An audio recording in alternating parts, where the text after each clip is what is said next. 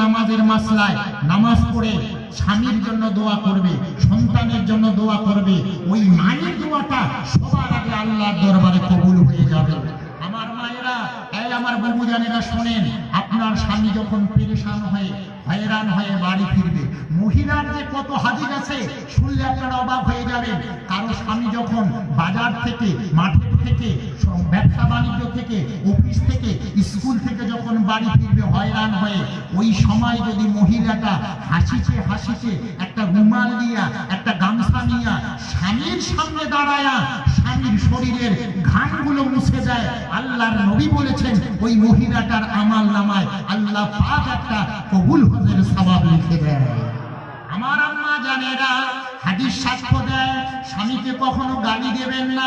কোন স্বামী কোন স্ত্রী যদি বিছানায় বসে গল্প করে প্রত্যেকটা